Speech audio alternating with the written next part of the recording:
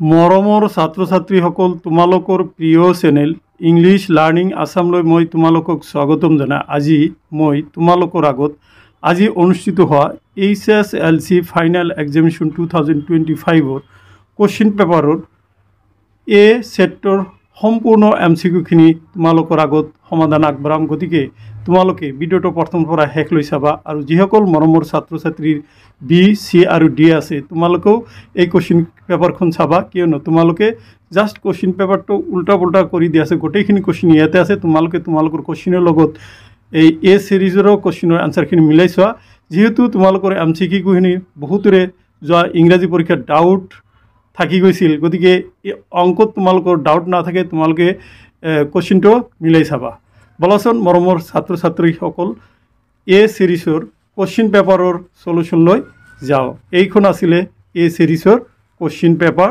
নিশ্চয় তোমালোকৰ ওচৰত আছে আৰু যিসকল মৰমৰ ছাত্ৰ ছাত্ৰী অহা 2026ত ফাইনেল এক্সাম দিবা তোমালোকে এই কোশ্চিন পেপাৰক মডেল কোশ্চিন হিচাপে ইউজ কৰিব পাৰা এতিয়া মই তোমালোকৰ আগত সেকশন এৰ কোশ্চিনসমূহ আলোচনা কৰিম শুদ্ধ উত্তৰটো বাছি উলিওৱা ইয়াতে 1 নম্বৰৰ প্ৰশ্নৰ সমূহ এনেকৈ দিয়া হৈছে যদি পি ভেৰিজ কিউ আৰু পি ইকুৱেল টু 6 হয় তেন্তে কিউ ইকুৱেল টু 30 এতিয়া পি ইকুৱেল টু 2 তেন্তে কিউৰ মান কিমান অপশন এ আছে 12 অপশন বি আছে 20 অপশন সি আছে 10 আৰু অপশন ডি আছে 15 গতিকে শুদ্ধ উত্তৰ হ'ব অপশন সি 10 বা 10 তোমালোকে বি নম্বৰলৈ যোৱা তলৰ কোণটো পূৰ্ণ ঘন ভেৰি ইজি কোশ্চিন এ আছে 652 বি আছে 933 সি আছে 343 আৰু ডি আছে 1002 গতিকে কাৰেক্ট আনসাৰ হ'ব সি 343 এতিয়া মই তোমালোকৰ আগত 3 নম্বৰৰ প্ৰশ্নটো আলোচনা কৰিম তলৰ কোণটো সংখ্যা অযুগ্ম সংখ্যাৰ বৰ্গ ইয়াতে এ আছে 256 বি আছে 169 সি আছে 546 ডি আছে 759 কারেক্ট আনসার বি 169 এতিয়া 4 নম্বৰৰ প্ৰশ্নলৈ আহা 4 নম্বৰৰ প্ৰশ্নত কোৱা হৈছে তলৰ কোন কেইটা পৰিমেয় সংখ্যাৰ পৰিসমাপ্ত দশমিক বিস্তৃতি আছে ইয়াতে অপশন দিয়া আছে দেখা ইয়াৰ তোমালোকে কাৰেক্ট অপশন হ'ব এ 1 2 আৰু 3 তোমালোকক বুজাই দিয়া হৈছে কোনটো ট্ৰু কোনটো ফলস তোমালোকে ইয়াতে চাই যাবা কোশ্চিন নম্বৰ 5 লৈকে আহা দিয়া আছে যিকোনো মৌলিক সংখ্যা পি আৰু কিউৰ বাবে পি স্কয়াৰ আৰু কিউ স্কয়াৰ হল ইয়াতে দেখা অপশনখিনি দিয়া আছে এই অপশনসমূহৰ পৰা দেখা তোমালোকৰ কাৰেক্ট আনসাৰ হ'ব এ 5 নম্বৰৰ এ অপশনটো কাৰেক্ট হ'ব ওয়াই আৰু জেড সত্য কোশ্চিন নম্বৰ 6 লৈ আহা ইয়াতে দিয়া আছে এটা দ্বিঘাত বহুপদ P x equal to x square plus b x plus c ৰ শূন্য দুটা আলফা আৰু বিটা যদি alpha plus beta equal to 7 তেন্তে alpha square plus beta square equal to 29 হয় তেন্তে বি আৰু সি ৰ মান হ'ব অপশনত তোমালোকে চোৱা এটো তোমালোকে কৰি চাবা আনসাৰ হ'ব তোমালোকৰ b number b equal to -7 আৰু সি ইকুৱেল টু 10 এতিয়া 7 নম্বৰৰ প্ৰশ্নৰ উত্তৰলৈ আহা 7 নম্বৰ প্ৰশ্নটো দিয়া হৈছে যদি এটা বহুপদ P x equal to a x cube plus b x square plus c x plus d ৰ মান এক্স ইকুৱেল টু 0 তেন্তে বাবে 10 আৰু এক্স ইকুৱেল টু 1 ৰ বাবে 15 হয় তেন্তে এ প্লাস বি প্লাস সি মান কিমান হ'ব এটোৰ তোমালোকৰ কাৰেক্ট অপশন হ'ব সি 5 কোশ্চিন নম্বৰ 8 লৈ আহা কোশ্চিন নম্বৰ 8 ত কোৱা হৈছে 4x minus y minus 8 equal to 0 আৰু 2x minus y minus 3y minus plus 6 equal to 0 সমীকৰণৰ লেখ দুটাই x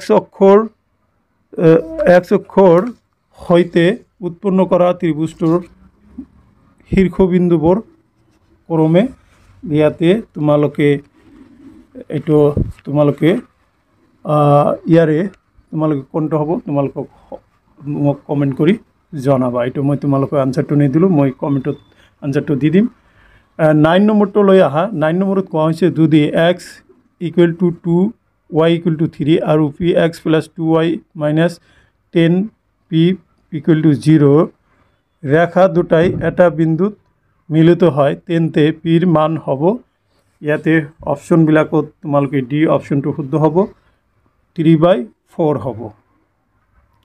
কোৱেশ্চন নম্বৰ 10 যদি px equal to 4x square plus 2bx plus 9 বহুপদটোৰ শূন্য দুটা আলফা আৰু বিটা হয় যাতে alpha plus beta equal to 0 তেনেহ'লে বিৰ মান হ'ব অপশ্যনবিলাক তোমালোকে চোৱা এইটোৰ কাৰেক্ট অপশ্যন হ'ব ডি 0।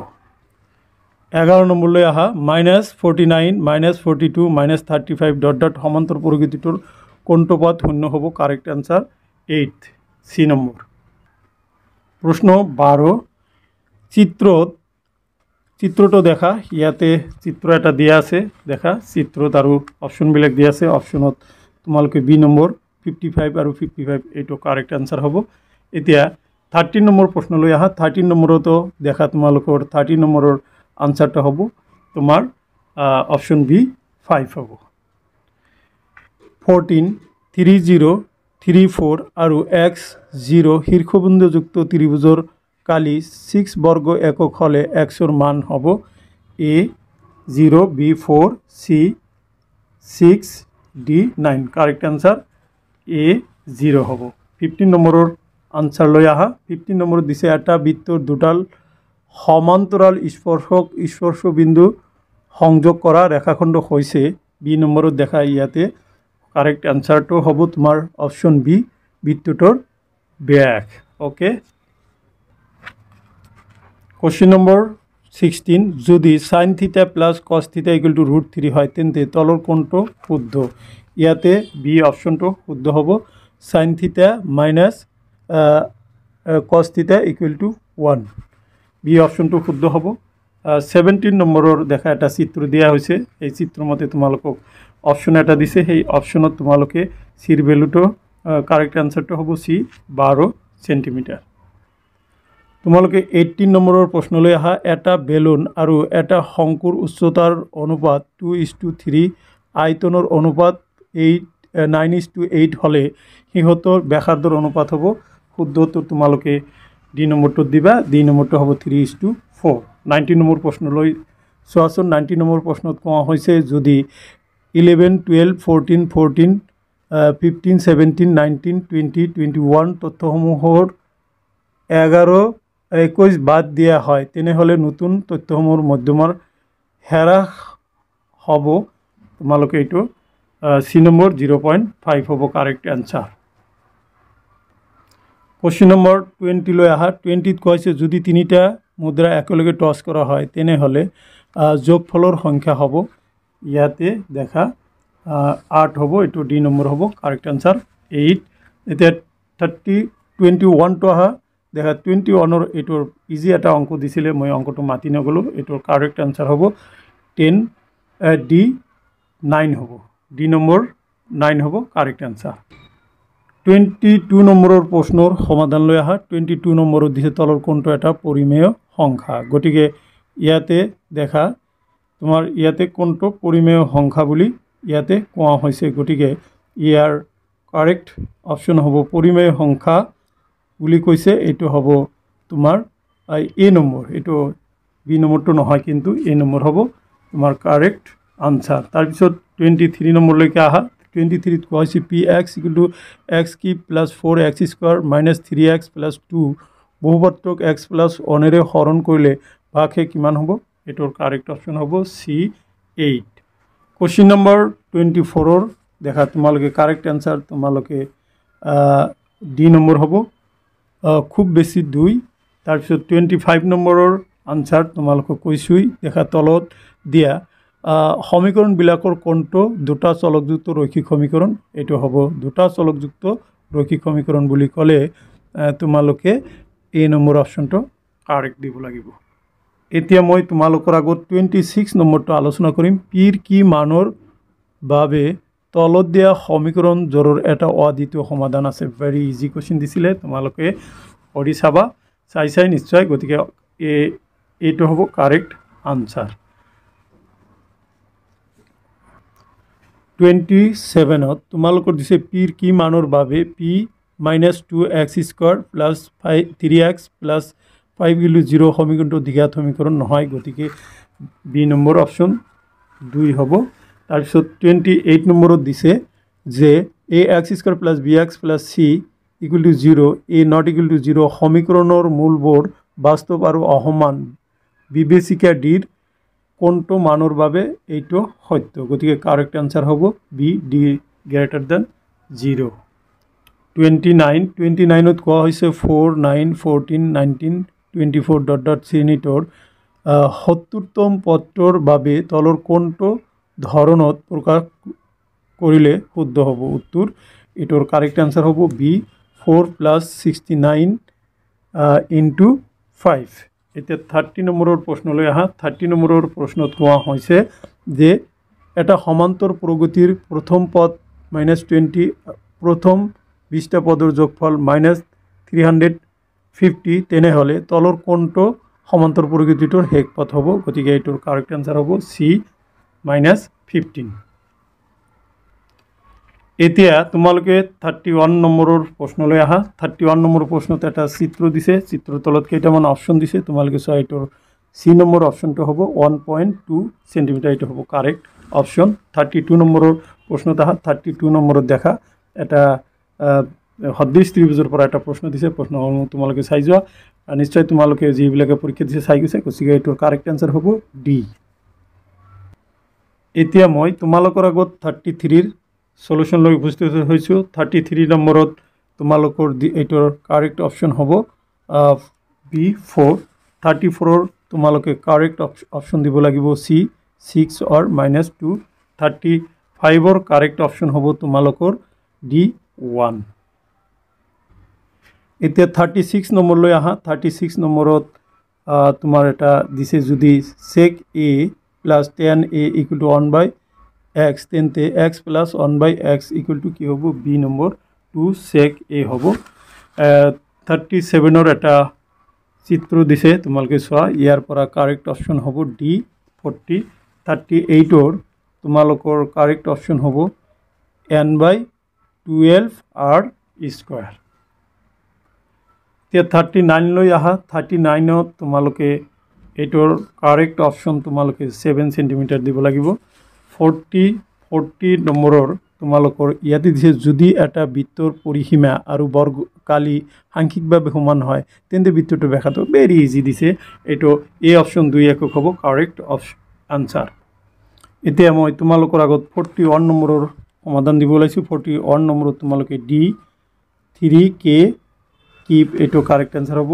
আৰু 42ৰ তোমালোকে কাৰেক্ট অপশ্যনটো হ'ব বি 4 সেন্টিমিটাৰ। আৰু 43ত ইয়াতে দিয়া আছে যে প্ৰথম 5টা মৌলিক সংখ্যাৰ মাধ্য আৰু মধ্যমা ক্ৰমে, এইটো হ'ব চি নম্বৰ 5.6 আৰু 5 চি নম্বৰ।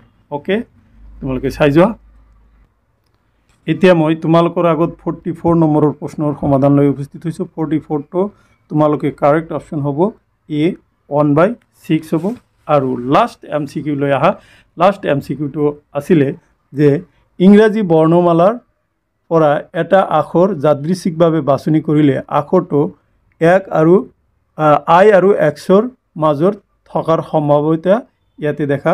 তোমালোকে ডি নম্বৰ হ'ব 8/13। চ' এইখিনি আছিলে আজি অনুষ্ঠিত হোৱা HSLC এক্সামিনেশ্যনৰ জেনেৰেল মেথমেটিক্সৰ 45টা এ সেটৰ MCQৰ সমাধান আৰু তাৰ ব্যাখ্যা।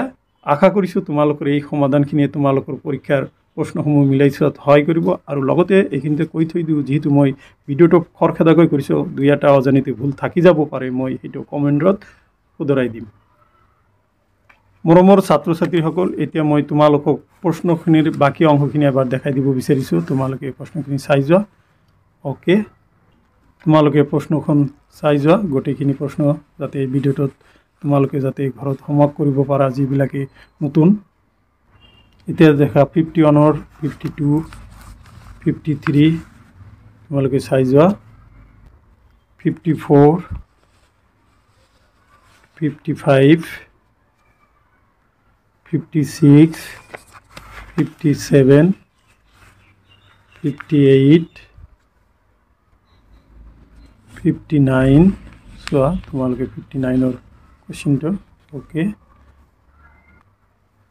60 আৰু 61 এতিয়া মই তোমালোকক কোৱেশ্চন পেপাৰখনৰ সম্পূৰ্ণ MCQ-খিনি দেখাই দিছোঁ আনসাৰ সহ এটা তোমালোকক কমেণ্টত লিখিব দিছোঁ আৰু বাকিখিনি মই সমাধান কৰি দিছোঁ তোমালোকে কমেণ্ট কৰিবা আৰু যদি কিবা ডাউট থাকে তোমালোকে কমেণ্ট কৰিবা মই তোমালোকক কমেণ্টত ৰিপ্লাই দিম সো মাই ডিয়াৰ ষ্টুডেণ্টছ এইখিনি আছিলে আজিৰ এই ভিডিঅ'ৰ বিষয়বস্তু থ্যাংক ইউ সো মাচ